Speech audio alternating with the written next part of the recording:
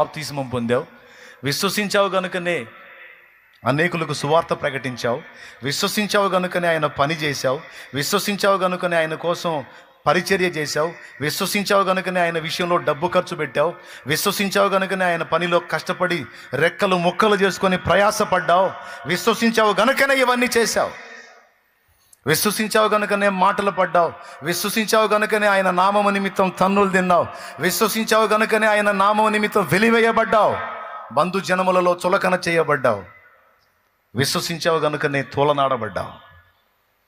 నువ్వు ఆయన నామం నిమిత్తం పడుతున్నవన్నీ ఆయన యందు విశ్వాసాన్ని బట్టే చేశావు. ఆయన మీద విశ్వాసం లేకపోతే అంత తెగింపు ఎందుకు తెగిస్తావు, అంత సాహసం ఎందుకు చేస్తావు, అంత ఎందుకు ఆయన కోసం ప్రయాసపడతావు? నువ్వు విశ్వసిస్తున్నావు, అందుకే ఈ ధన్యత నీకు. దేవునికి స్తోత్రం కలుగును గాక. చెప్పండి గట్టిగా. చాలామందిని ఆయన రక్షించలేకపోవడానికి కారణం వారు ఆయనను విశ్వసించకపోవటమే అని రాసుకో. చాలామందిని ఆయన రక్షించలేకపోవడానికి కారణం వారు ఆయనను విశ్వసించకపోవడమే. ఇంకా వేరే కారణం ఏం లేదు. విశ్వసించిన వారిని అందరినీ రక్షించుటకు ఆయన సమర్థుడు. ఆయన ఎన్నిసార్లు విశ్వాసాన్ని ఘనపరిచాడంటే, ఎన్ని చోట్ల బైబిల్లో విశ్వాసాన్ని హైలైట్ చేశాడంటే, చాలా చోట్ల తన శక్తిని కూడా ఘనపరచినంతగా విశ్వాసాన్ని ఘనపరిచాడండి.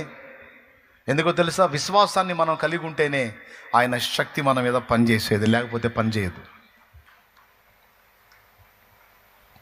అందుకే మీ అందరికీ నేను మొదటి మాటగా చెప్తున్నటువంటి విషయం ఏంటంటే, విశ్వసించుట అనే విషయాన్ని తేలిగ్గా తీసుకోవద్దు. విశ్వాసాన్ని మనం అమర్చుకోవాలి, మొదటిది. రెండవది, విశ్వాసాన్ని డెవలప్ చేసుకోవాలి, అభివృద్ధి పరుచుకోవాలి. రెండవది. మూడవది, విశ్వాసాన్ని ప్రజ్వలింప చేయాలి. 3 సంగతులు. మొట్టమొదటిది, విశ్వాసాన్ని అమర్చుకోవాలి.